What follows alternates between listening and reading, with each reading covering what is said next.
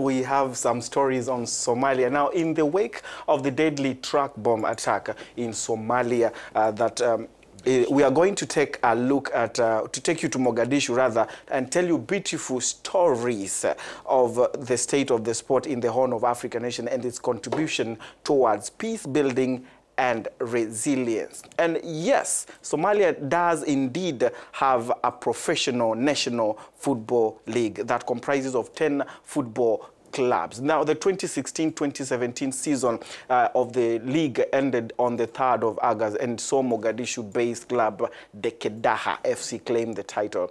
Somalia's sport infrastructure has suffered great damage over time since the start of the civil war in the early 1990s.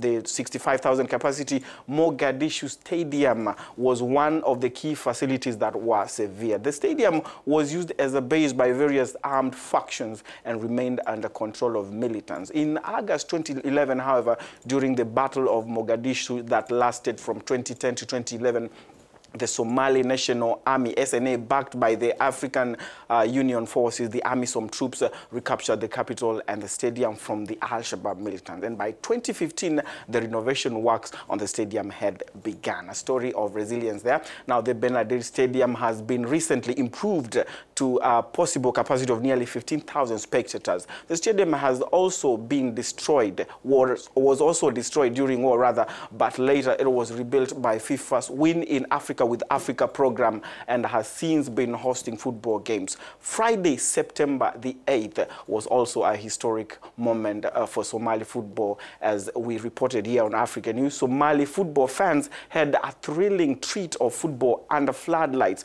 when the first nighttime football match in 30 years was played in the Benadir Stadium, which is the country's oldest stadium.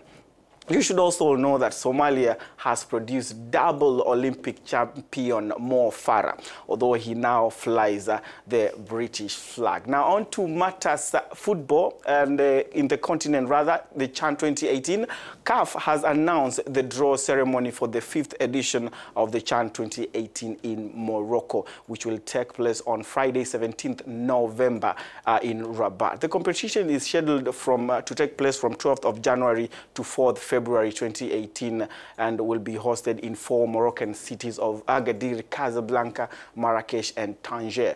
And it will bring together 16 national teams constituted of local-based players only. Now, defending champions, the Democratic Republic of Congo, who are the winners of the last edition in Rwanda, will not defend its title because they were eliminated by their neighbors, Congo Republic. Now, so far, the qualified countries are Morocco, who are the host country, and Egypt and Libya, who have qualified from the northern zone. Uganda, Sudan have qualified from the central east zone. Cameroon, Congo, and Equatorial Guinea qualified from the central zone. Guinea, Mauritania will represent West A zone, while Burkina Faso, Cote d'Ivoire, Nigeria will represent West B zone. Angola, Namibia, and Zambia will represent the South zone.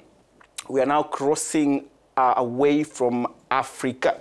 American football, or simply football, is the most popular sport in the country. That's the USA, and its league, the National Football League, is one of the biggest in the world of association sport. Recently, NFL players have been protesting against inequality in America, mostly racial prejudice, mainly acted out by kneeling during pre-game national anthem. President Donald Trump has been reacting angrily to the protests as he attempts to reframe the case for equality as anti-patriotic gesture. He has tried to push league owners to force protesting players to stand during the anthem. But NFL Commissioner Roger Goodell said on Tuesday that they would not do so. Here's what he said. We spent a great deal of time talking about this morning was how much we believe everyone should stand for the national anthem. That's an important part of our policy. It's also an important part of our game that we all take great pride in. And it's also important for us to honor our flag and to our country, and we think our fans expect us to do that. And so that is something that we continue to focus on this morning, but really talking a lot about the opportunity that exists with our players to try to go and really make a difference in our communities in a positive way. But on Wednesday morning, as you saw that, Trump tweeted hitting back.